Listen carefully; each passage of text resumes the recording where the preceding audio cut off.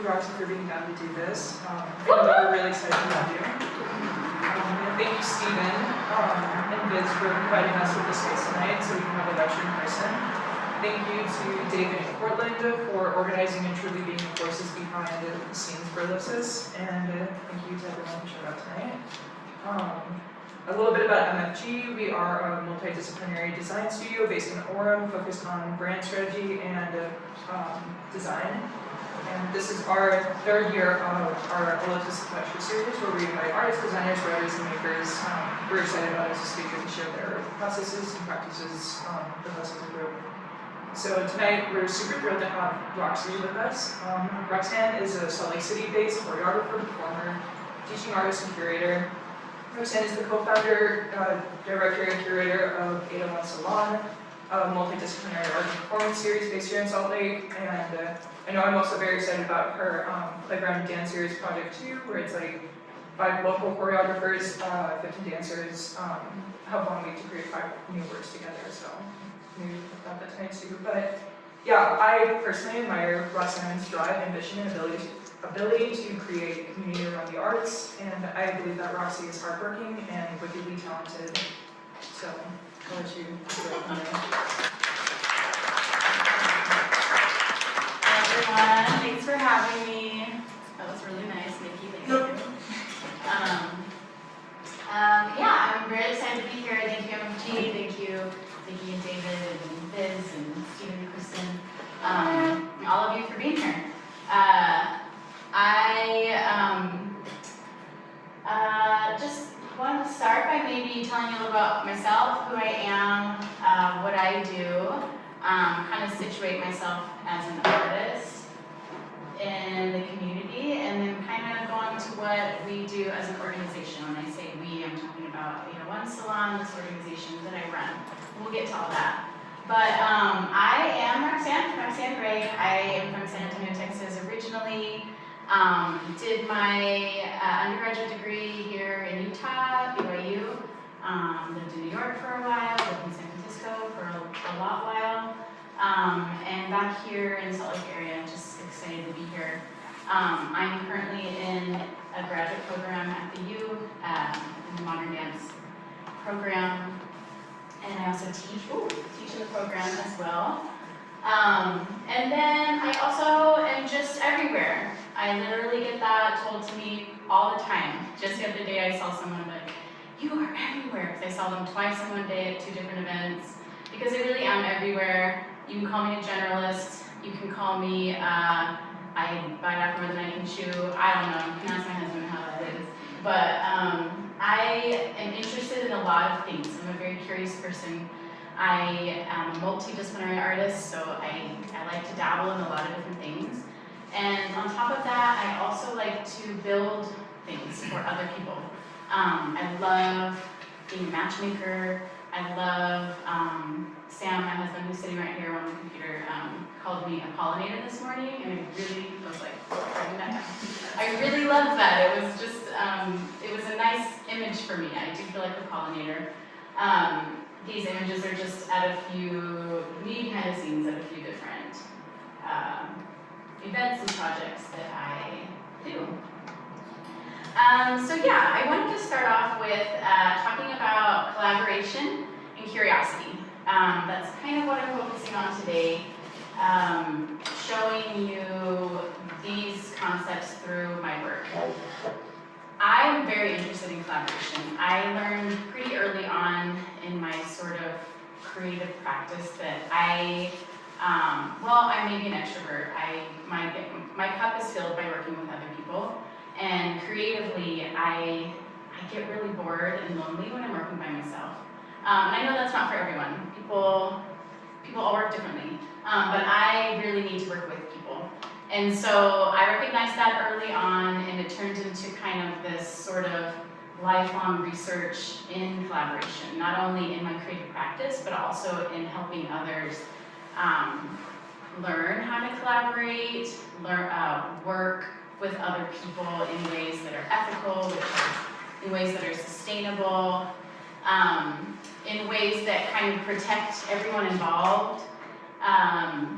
So that's where we are today. So the reason that I like collaboration is that it presents new challenges. You can have a seat, Kelly. This is my friend Kelly. I'm going to call her out for being late. The reason I like collaboration is because it presents some new challenges. We have all of the challenges that come with choice making as you are creating your art. But collaboration adds a whole other layer to that, and oftentimes multiple layers of that. It asks us to engage in problem solving, and it also asks us to become socially minded because you are going to be working with other people, with other humans, and there needs to be a certain amount of care in that. I really love the sort of tagline question of this Ellipsis Lecture Series, which is, how are we pushing culture forward with values of community, curiosity, care, and partnership? And when I heard that, when Nikki reached out to me and asked me if I wanted to speak, I was like, yes, this is my motto in life.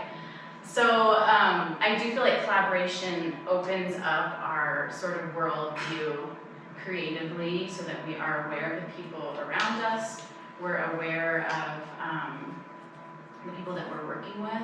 We're also maybe aware of the audience or the folks who are going to be witnessing and taking in the art that we're creating.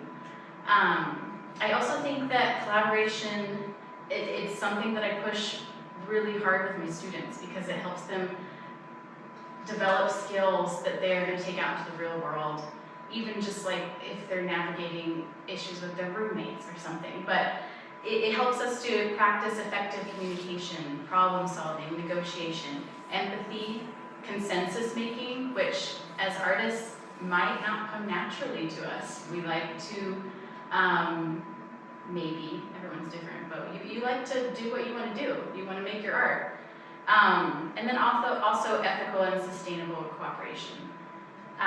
It asks us to make space for others, practice resiliency. You might not get your way, right?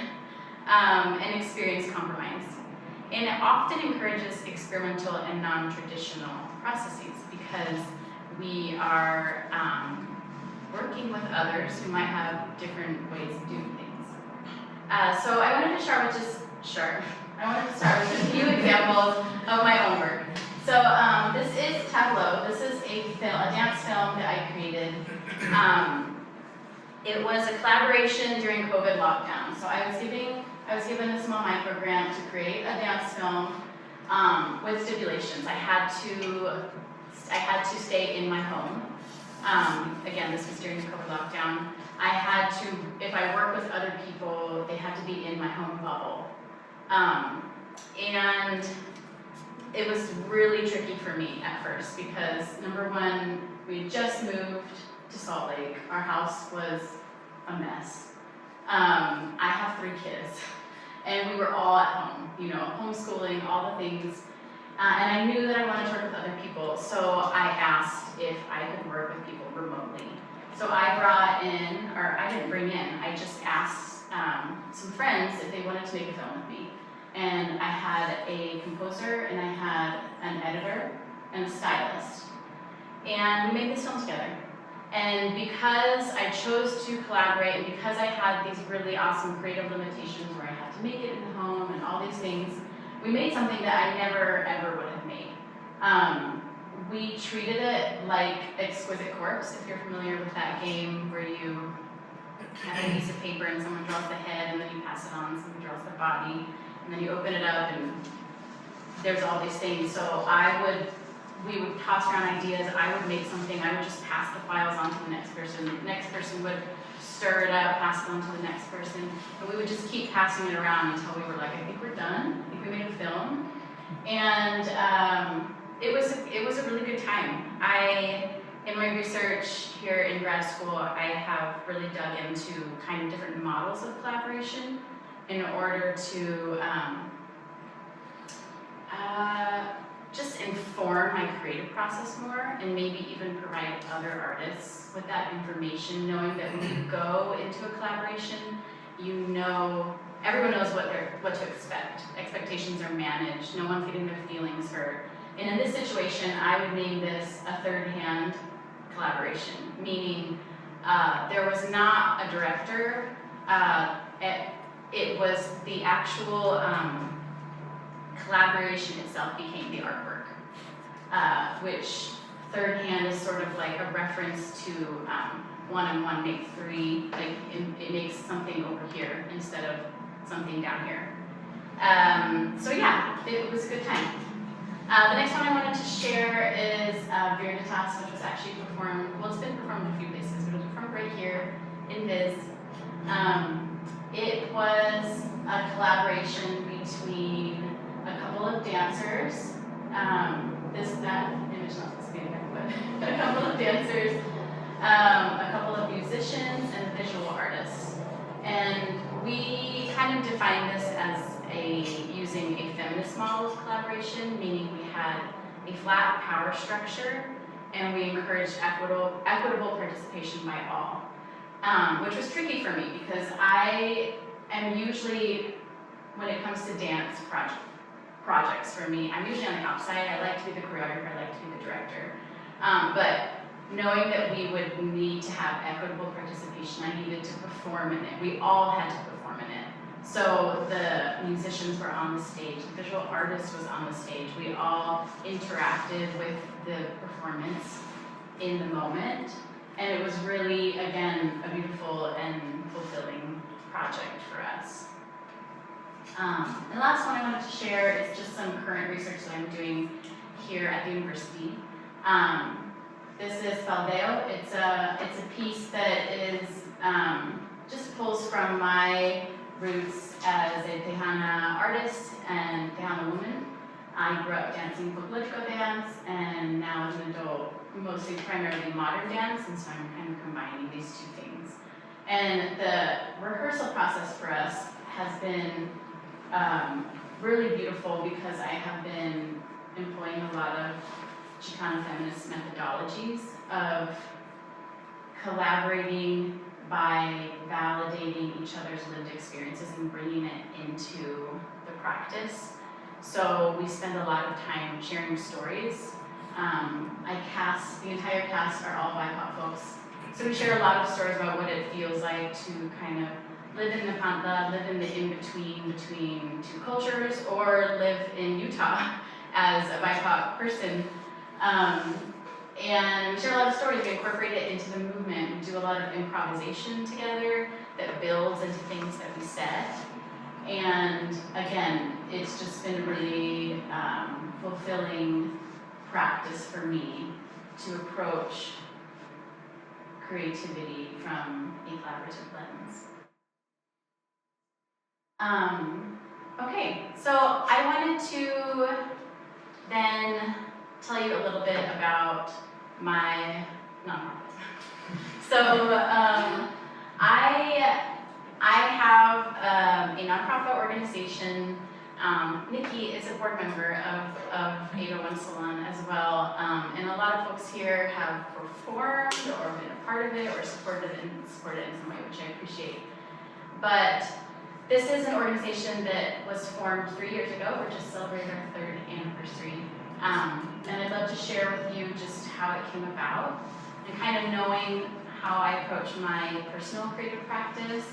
I hope that you can enter into this journey as I explain it to you, kind of knowing where I'm coming from. But I have been a freelance artist for a very long time. As a dancer, choreographer, multidisciplinary artist, there are jobs few and far between where you actually get paid to do work. But I have done a lot of things on my own, and I have experienced a lot of the barriers that come with creating and presenting work, especially in urban areas. Living in New York and then living in San Francisco, Berkeley, Oakland area. And I started sort of just gathering these as observations and experiences that I had had, especially with something like a physical practice, a performance like dance or theater. Space is a huge thing. And I learned from my friends who create visual art or other forms of art that it is also a thing. You need a wall to put your work on, apparently. you need floors, you need a space to perform that you're not going to get arrested or fined for doing. And then money, you need money, apparently. And so I hear these things all the time. I came up against them. I received, some support from different grants or state, city funding. When we lived in California, when we moved here, it was like not very much available. And so it was a really big sort of jolt for me to be like, okay, how am I going to pivot my practice? And also, when we lived in San Francisco, it's a really expensive place to live. Very expensive place to live. It's a really expensive place to make art, too, because you can't just rent out a theater for a couple $100. It's going to be really expensive. And so I saw a lot of people making art in non-traditional, showing art in non-traditional ways, and just some really fun things happening because of creative limitations, because of those challenges. There was a series in San Francisco called the Trolley Series, performance series, where you, I don't know how they had this connection with the public transportation system, but you could buy a ticket and you'd get on a trolley, like a cable car, and at every stop there was like a little mini performance, and then the car would keep going, and just a little mini performance, and so yeah, right there on the street, the performance is happening. I had a friend who rented an apartment in Oakland and they lived in the loft and turned it's a very small space, but the bottom floor into a gallery. And it was short-lived, it didn't last forever, but it was just really cool to have that space, that they were offering that space, that people could show their work there and not feel like it needed to be lit in a certain way, or they needed to have certain buyers coming through. Really fun things like that. There were a lot of salons happening, which I learned once I came here and named it 801 Salon, that it's not as common of a term around here. We often get mistaken for a hair salon, which is fun. But a lot of salons, the Levy Salon, the Shaw Anderson Salon, where you could be invited as an artist to show work, and it was specifically kind of geared towards like works in progress. Taking off that burden and that pressure to be like, I need to make this polished something or other. It was just like, hey, you're making something right now, we'd really love for you to show what you're doing. And it was a shared show, so you didn't have to somehow foot the bill for an evening-length performance, or fill an entire gallery with work, because it was a shared show. We all just came, showed what we had. It was a way to connect with community and show your work in a much more accessible way. And so when we moved here to Salt Lake, I actually had a conversation with Kristen, who's sitting right here. Kristen, if you don't know, is one of the owners of Viz here. And I was bemoaning how I wanted to make art, and I didn't have a place to do it. And she was like, well, what about Viz? And I was like, it is an optics shop. She was like, well, we could move the furniture out of the way. And specifically, Sam and Steven, who also is Kristen's partner, Sam's my partner, designed this space in a modular way. As you can tell, it looks a little different than when you come in here for your eye exam. Things have been rolled out, things are on casters. They designed it in a way that it could move around, it could invite community. And so we started 801 Salon. And the first year of the salon was hosted every month in this space. Stephen was such a generous host. It was such a good time. Our very first show, I should explain a little more, sorry, I'm getting ahead of myself, but we're a multidisciplinary art salon. We produce pop-up art exhibits and performances around the city. And as I mentioned, the first year they were all here at Viz, and now they're all over the place. They're hosted by a lot of different spaces, small businesses, just people who are interested in, again, inviting community into their space, and who maybe have the space for it, who are interested in having art in their space. When I initially talked to Stephen, who is the owner of Viz, he was excited about the idea about having art on the walls, that there would be kind of this rotating gallery in his shop. And I've had that same reaction from a lot of our other partners is, sure, yeah, let's do it. Also, a lot of these spaces close at 5 o'clock. So could we use it after hours? Is that okay? We promise to clean up.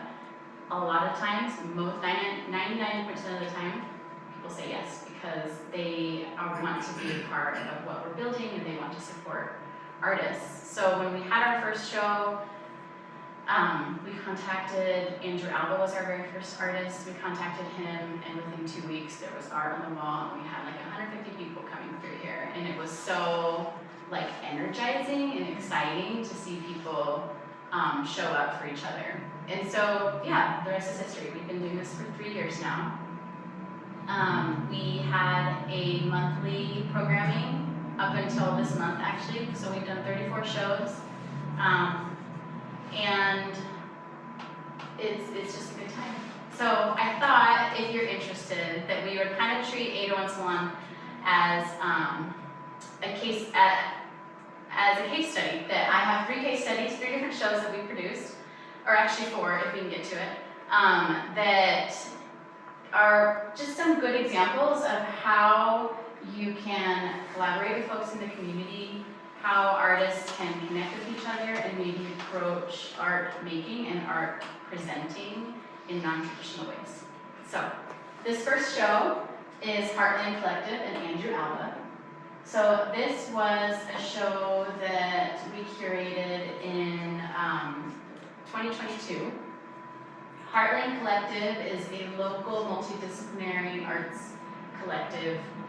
It's made up of a group of dancers, choreographers, and several musicians, a photographer, a costume designer, and they put on these incredible shows all over the city. And so I was really pumped to have them in our programming.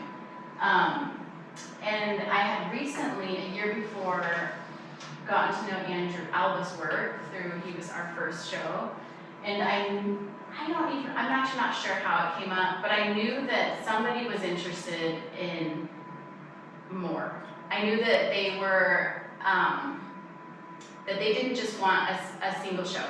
And so what I did was I asked them, would you like to create a show together? They didn't know each other. This is what I mean by love playing matchmaking. I went ahead and paired them up. I asked if they were cool with it. They were very down for it. And they created a show together. Now, Andrew is a painter, visual artist. He's the one in the hoodie. The dancers convinced him to perform in the piece. He would only do it if he got to wear his hoodie like up over his head. And it was so cool. He created this artwork back here and would go in and move the tiles around so that the work became more abstracted throughout the show. And I just think this is such a great example of collective authorship, of a multidisciplinary collaboration in which everybody, again, had equitable say in what was going on. I got to witness a lot of their rehearsals, and it was so fascinating to see their decision-making process. Someone would be like, well, what if we did this? And someone else would be like, well, what about this? And then eventually they come up with a direction and then they move on. They would give equal say to everyone. So oftentimes you see certain performance collaborations in which the musicians are sort of just there. They just provide like the sound. But these musicians had every bit as much say. And I think that it was a really great experience for everyone. I know that Andrew specifically told us that, again, this is not something he ever would have thought to do on his own, but that he had wanted to collaborate. He was not interested in collaborating with another visual artist. He felt like, what was the point of that? We're providing the same thing. So he was excited to work with another discipline, and that in his words, it just really shifted a lot of his process in a beautiful way. So there's that one. the next one I wanted to talk about is Miguel Hernandez. Miguel's show was actually just in June, so this was in 2024. Miguel is a photographer. I met Miguel at a panel that I spoke at Finch Lane Gallery, a panel of curators here in the city, and Miguel came up to me afterward and introduced himself, and I was immediately like, he was just the kindest, most genuine kid. And I say kid because he's younger. I don't mean that like in a rude way. He's a young kid, and he was excited about what I was sharing, what I was talking about. I looked up his work and I was blown away. So I reached out to him and I asked him if he wanted to have a show. And the first thing he told me was like, I can't afford to have a show. And I was like, why? Why not? And he's like, well, I don't have like the budget. I don't have the budget for framing. I don't have the budget for this and that. And so this was such a great example in our curation of me giving an artist permission to challenge their preconceived notions of what art is and how it can be shown. Because we kind of just went on a journey together. I said, okay, why do you need frames? He's like, well, you need frames to put it on the wall. And I was like, says who? So in the end, what we did was we hung his work with binder clips, and we projected his images on the wall, because projection's free, binder clips are cheap. And it was a really, really great show. He was so professional, he showed up, he had exactly where everything needed to be, and it was his first solo show, so it was a really great experience for us to be able to give him that opportunity, and also for him to be able to problem solve. So that's Miguel. The next one is Jill. Jill Witt, some of you might know Jill. Really amazing artist. I reached out to Jill and basically just said, I know that you do a lot of things, and I would love for you to do all of them in this space at the same time. And I thought I wanted to share this case study as an example of giving yourself as an artist permission to honor all of yourselves, anything that you're dipping your toes in. Jill is a visual artist. Oftentimes, you might be familiar with the, what's it called? Spray? Airbrush, yeah. Airbrush paintings, and also a musician. And so Jill came in, and we curated her show, and then just showed up with so much stuff. And I was so excited. Like, not only, like, we had plans for, like, this is gonna go on this, it was in this space again. This is gonna go on this wall, this is gonna go on this wall. Showed up with this massive, like, banner panel that, like, went the length of this wall, this quilted thing that she'd sewn, hanging here, sculpture, zines, printed things, socks, like, that turned her work into socks, and then performed. And I thought it was such a beautiful way of, not only did she collaborate with her bandmates and maybe the people who helped her produce some of these things, but also, like, collaborating with yourself in a way and saying, like, I think sometimes as artists, I hear this so often. I'll ask someone, are you an artist? And they're like, well, sort of, yeah, you know, are you a designer? Well, yeah, but I think it's good practice to say yes, to just answer that and just say yes, even if you don't feel it. But also, like, am I a musician? Well, it's like a side thing. Well, yeah, you're a musician. Look at, you're a musician. She was able to bring all that into one show, and it was a really good time. And then the last one I was going to share is this show that we just had last month, actually. Yeah, last month. That was centered around the Great Salt Lake. This was one of my favorite stories, because I had that first image of the woman standing in front of the photo prints. That's Alexandra Fuller. She's a photographer, incredibly talented. reached out to me because she was doing this series of images of the Great Salt Lake. It was called A Specific Density. And she wanted to know if Ada wanted to show this work. And so I said, yes, of course. And then she came to that same panel I was talking to you about, that Miguel was at.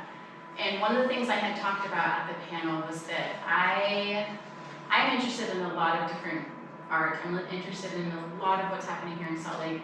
The thing that excites me the most, that I get most curious about, are, again, I keep saying this, collaborations. Seeing people come together to make art together. And I talked about how I'm not interested in this idea of the sole genius of an artist who needs full credit for their work. You know, this is my work, it has my name on it.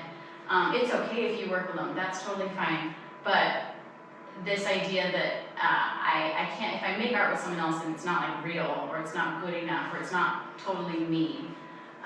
So we had talked about that at this panel, and she came up to me afterward and was like, okay, back to this show that we're talking about. She's like, I actually have this really cool idea, and I'm wondering if you could help me curate the collaboration for it.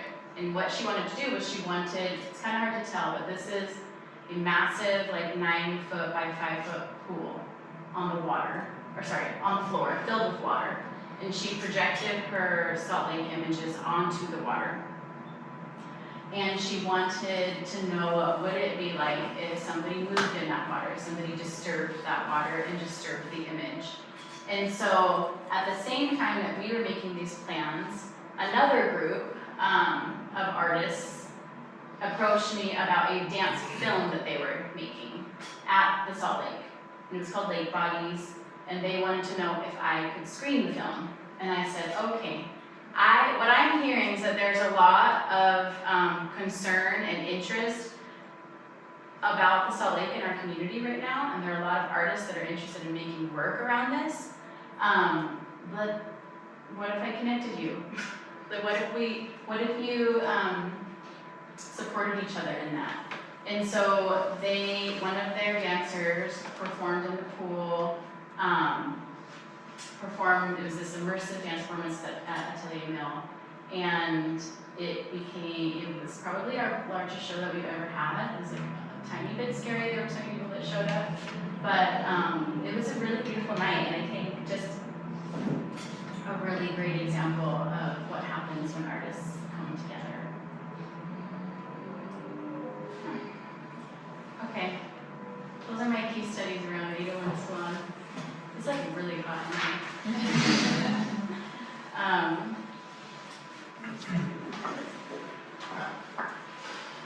So the last little project I wanted to share with you is called Playground Dance Project.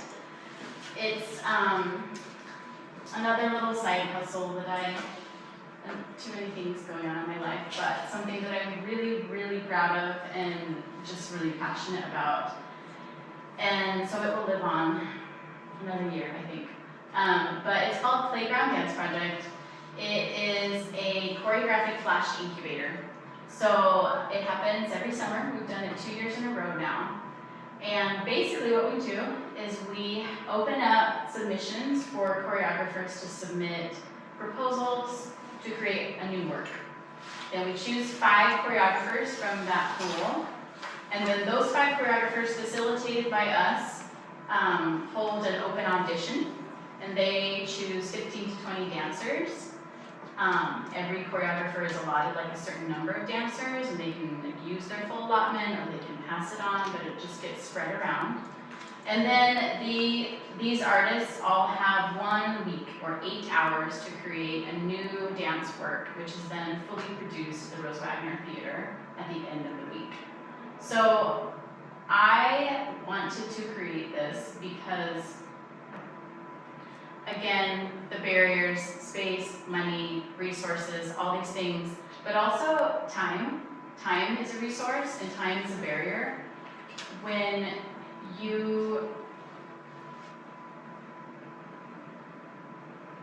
With 801 Salon, I often get the comments that I appreciate that you are able to give me the resource of time, that I can say, okay, your show's gonna be in June, you have this many months to create a body of work, and it gives you like a deadline. I think artists really need deadlines and they don't get that very often. With dance, it's a little tricky because it's great if you have a lot of time to create something, but you need the space to rehearse. And that costs a lot of money. And unfortunately, we're not in the space where we can provide that yet. And so what I am providing is an incubator, a flash incubator, and a creative challenge that you have to create in this certain amount of time. I'm gonna give you the space, I'm gonna give you the money and the resources, but you only have this certain amount of time. So what choices are you making in those moments? And that often means that you have to collaborate with the people that are in the room. You can't come in with this grand idea and micromanage every little movement and every little choice, every little visual choice that comes through, because you will run out of time. You have to collaborate with the people around you. And so it's been really just incredible to see what folks can make. This one piece right here, where it's filmed through a piece of paper, is a 16-minute piece that she made in 8 hours. And part of what we do at Playground is also opening up these discussions of how artists can work together, and especially artists in the freelance community.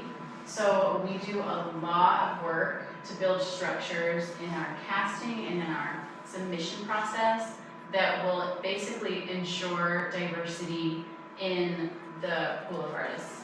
So we have a diverse judging panel that chooses the choreographers. The choreographers go through DEI training so that when they go to the audition, they're not just choosing the first person that they see, who is maybe slim and white and can kick her face. What is it that you're looking for? We have these discussions ahead of time. What is it that you're looking for? How can you challenge that? And then not only that, but we provide an honorarium, which I'm sorry to say is not common in the dance world. We pay them a living wage to do this work. And we also provide them resources. We provide things like contracts and templates so that they know that when they're working out in the community that they should be using templates, or contracts, they should be having agreements so that everyone knows what's going on. But it's a great, I think, just to toot my horn, it's a great example of accessibility. Let's see. Basically, I only have so much money to give them. And so how can we do it in a way that's going to stimulate them creatively, but also support them in the way that they deserve? And I think that it's not perfect, but I think that I have solved some of those problems within Playground. Yeah. I think that's all I have for you today, but I'd be happy to open up to questions. Thank you again for having me, and yeah.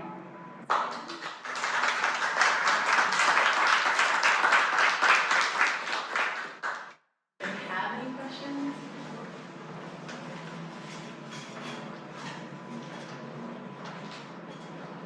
I have a question, but I think it's worth noting that one of the choreographers this last time the Playground was actually a design professor at the U, like not, I don't think he had really much of any experience in dance, which was interesting. Yeah. And it turned out good. Yeah. If you know Stephen Chodorowski, was one of our choreographers, and I will say that was that happened organically in a way because of the structures that I built in. I had a lot of consultations on building out our submission form and our audition form in a way that would be just incredibly inclusive. So it doesn't say like, if you want to be a choreographer, you have to have 4 years of experience choreographing, you have to have this and this. All it said was that, do you have experience with movement? As if you want to be a dancer, it doesn't say you have to have this kind of training, Ragnova ballet training, whatever it is. It just says, are you a mover? And do you have any accessibility needs? Can we help you out? And so yeah, working with Stephen was super fun because it was a good challenge for me to constantly evaluate my language so that I wasn't assuming that he knew what I was talking about. So, I'd come in and be like, okay, everyone's gonna have this amount of time and these are the wings on the stage, and he would kind of be like, what are you talking about? I'd be like, okay, hold on, I see, let me pull it back. How can I make this conversation more inclusive? The stage has certain entrances and exits, and you can utilize them in whatever way you want, and blah, blah, blah, blah. So it was a really good time. It was a very cool piece that Stephen made. And yeah, it's a good time. I have a question. How do you think about, the various different activities that you're doing, the curation, the pollinating, in relation to education, both as a teacher and as a student? Sure. Let's see. It's a broad question. Let me think about that. I am always very curious about these concepts and these ideas. I often bring them into my class. So right now I am teaching a non-major modern dance technique class at 7:30 in the morning on Tuesday, Thursday. And what I've learned is being aware of who's in the room. It's a really, really mixed group of students, meaning there are some students who were competition dancers in high school. And there's one student who came in and was like, I just really like clubbing, so I thought I'd be kind of taking class. And I'm like, yes, I'm so glad you're here. And so a lot of these concepts that I'm building into my community work and my projects, I use it in my class. We start our class every day with at least 20 minutes of improvisation, of them getting into their body. Because I'm not gonna lead a warm up in which I'm asking them to do all these maybe super intense things when I don't know how they're arriving in the space that day. It's only a few weeks in, I'm just getting to know how they move, but it's 7:30 in the morning, so I am not interested in hurting anybody that early in the morning or having them struggle. And so yeah, we start our class with a lot of improvisation. As they're easing into their bodies, I give them prompts, they kind of interact with each other. On top of that, if I am teaching a phrase, a set thing that we're doing, I would give them a lot of choice making within that, where you kick and then you turn, and then right here, I want you to take 10 seconds to do whatever you want, or I want you to balance on your leg in whatever way that you like, because I think it's important for students to learn how to make choices, especially dance students who a lot of times grew up being told what to do all the time. Make choices early on so that when they are out in the community, they're able to make choices with the people around them. Cool. I have a question. Earlier you said something about a dance being created with an equitable process amongst all people designing it. So I was wondering what you would say, the difference between outcome created with an equitable process to a more typical process, what are the differences that? Yeah, I think that, there are a lot of people doing a lot of cool stuff these days. But if I was to say a traditional dance choreographic process is that there is a choreographer, historically a male white choreographer, who is coming in and saying 5, 6, 7, 8, here's 16 counts of movement, now do it. And not taking into account, again, the people in the room, the body types in the room. There's a very, very, there's a lot of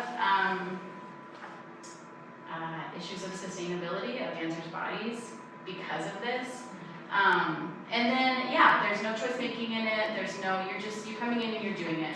And oftentimes, it's the other disciplines as well. It's like, okay, I have this track, I have this song that I like, we're gonna make movement to it, play, you know, and now dance to it, without even getting to know who was that composer, where is it coming from. And maybe costumes come after the fact. You know, like there's just sort of like, it's always, there's a hierarchy. There's a hierarchy of who is the choice maker, and everyone else is just doing what they're told. And there are some really, really awesome cycles and of people historically who have done different things, like the Ballet Russe, and yeah, just my brain just fuzzy, but of people who were interested in working with other disciplines and kind of like creating that flat power structure. But even back then, there was usually an impresario. There was someone who was making the shots, often very unethically.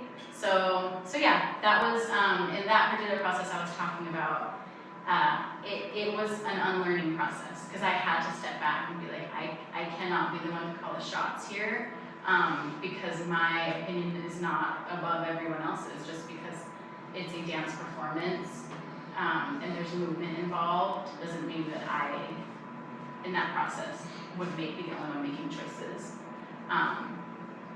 And it doesn't work for everyone. I mean, you might, even Heartland Collective that I mentioned, Molly Heller sort of serves as the director, and I've talked to her about this before, and the difficulties of sort of running a really democratic collective, and yet somebody sometimes has to make the last decision, because you'll get stuck.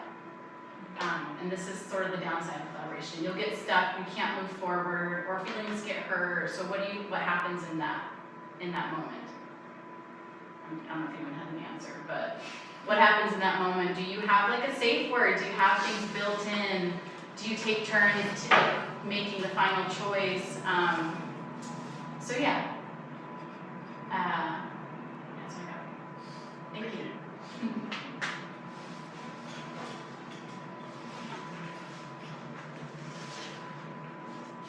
Any other final questions? Cool. Well, thank you, Roxanne, for doing this and sharing your practice.